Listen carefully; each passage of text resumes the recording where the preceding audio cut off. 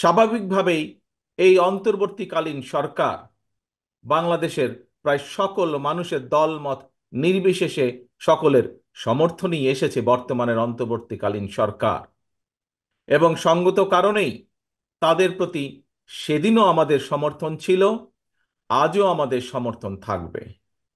তবে এখানে একটি কিন্তু রয়েছে প্রিয় ভাই বোনেরা। তাদের প্রতি আমাদের আস্থাকে প্রশ্নহীন রাখার চ্যালেঞ্জ কিন্তু তাদেরকেই নিতে হবে।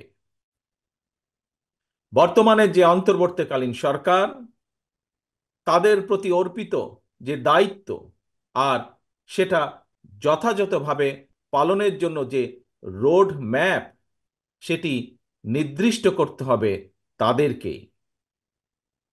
আমরা আমাদেরকে বাস্তবতা বিবেচনায় পরিষ্কারভাবে আমাদেরকে বুঝতে হবে যে সব পরিবর্তন সাধন যেমন তাদের পক্ষে সম্ভব নয়, তেমনি এমন দায়িত্ব তাদের কাঁধে নেওয়া সঙ্গত হবে না যেটা তারা বহন করতে সক্ষম নন।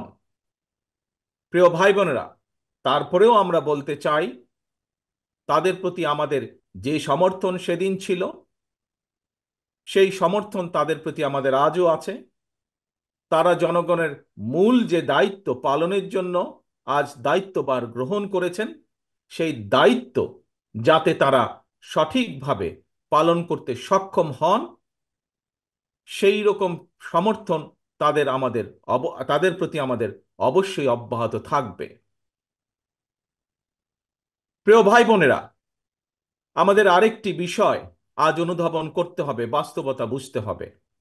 স্বৈরাচারের ফেলে যাওয়া যে দলবাজ উচ্ছিষ্ট প্রশাসনের চলমান ষড়যন্ত্রের কাছে কিন্তু এখনো আমরা দেখতে পাই যে বর্তমান এই অন্তর্বর্তীকালীন সরকার মাঝে মাঝেই অসহায় বা বিপর্যয় বোধ করছেন।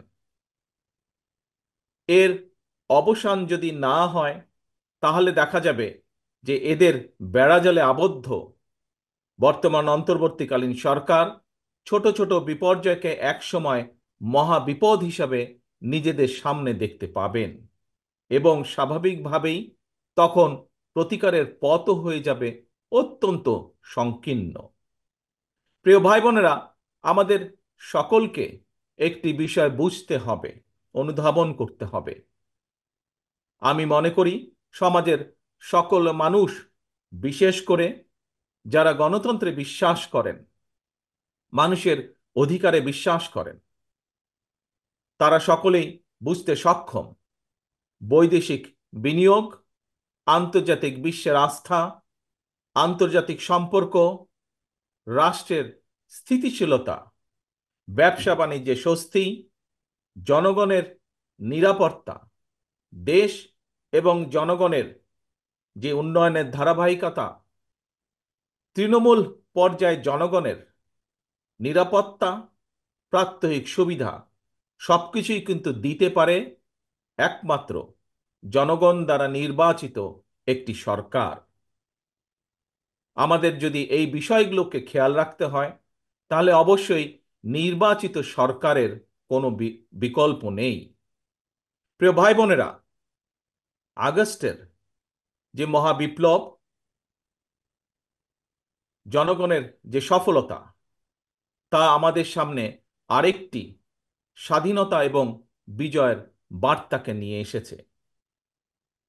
স্বৈরাচার পতনের এই মহা সমরে, এই যুদ্ধে বা এই আন্দোলনের সফলতা দেশের সর্বস্তরের মানুষ, রাজনৈতিক দল, ছাত্র জনতা, গৃহিণী, শ্রমিক, সবার অবদানকে আমরা যদি মর্যাদা দিতে ব্যর্থ হই, কিংবা 17 বছর ধরে অবিরাম আন্দোলনে গুম খুন, হামলা মামলা আর নির্যাতনে পৃষ্ঠ লক্ষ লক্ষ রাজনৈতিক কর্মীর অবদানকে যদি আমরা যথাযথ মূল্যায়নে সমর্থ না হই, তাহলে ইতিহাস কিন্তু আমাদের কাউকেই ক্ষমা করবে না।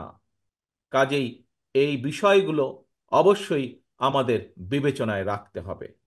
প্রিয় ভাই বোনেরা, আজ আজ আসুন আমরা সকল মিলে প্রতিজ্ঞাবদ্ধ হই। আজ আমরা সকলে মিলে শপথ গ্রহণ করি গত 17 বছর এবং বিশেষ করে জুলাই এবং আগস্ট মাসে যে মানুষগুলো আত্মাহুতি দিয়েছেন, যে মানুষগুলো নিজেদের সবকিছু উজাড় করে এই দেশকে স্বৈরাচার মুক্ত করেছেন, আমাদের সকলের ভবিষ্যতের জন্য জীবন বাজি রেখে যারা যুদ্ধ করেছেন, তাদের এই আত্মত্যাগ সেদিনই সফল হবে। তাদের এই আত্মত্যাগ সেদিনই সফলতা লাভ করবে, যেদিন এই দেশের মানুষ রাজনৈতিকভাবে তাদের অধিকার ফিরে পাবে এবং রাজনৈতিক অধিকারের পাশাপাশি একইভাবে যেদিন বাংলাদেশের মানুষের অর্থনৈতিক মুক্তি অর্জিত হবে, একমাত্র সেদিনই আমাদের শহীদদের, ৭১ সালে স্বাধীনতা যুদ্ধের শহীদ এবং একই সাথে গণতন্ত্র পুনরুদ্ধারের আন্দোলনে যারা শহীদ হয়েছেন, যারা বিভিন্নভাবে ক্ষতিগ্রস্ত হয়েছেন, তাদের এই ত্যাগ সফলতা লাভ করবে। প্রিয় ভাই বোনেরা, আজ আমাদেরকে সেই প্রতিজ্ঞায় নিতে হবে, আজ আমাদেরকে সেই শপথই নিতে হবে। বাংলাদেশকে আজ ফিরিয়ে আনতে হবে একটি স্বাভাবিক পথে। বাংলাদেশের মানুষ যা প্রত্যাশা করে, দলমত নির্বিশেষে প্রতিটি মানুষ জীবনের যে নিরাপত্তা প্রত্যাশা করে, প্রতিটি শিশু, প্রতিটি ছাত্র ছাত্রী শিক্ষার যে নিরাপত্তা, শিক্ষার যে গ্যারান্টি চায়, আমাদেরকে প্রতিটি কৃষক তাদের কাজের যে স্বীকৃতি চায়, এই সকল কিছু পর্যায়ক্রমিকভাবে ধীরে ধীরে আমাদেরকে প্রতিষ্ঠিত করতে হবে।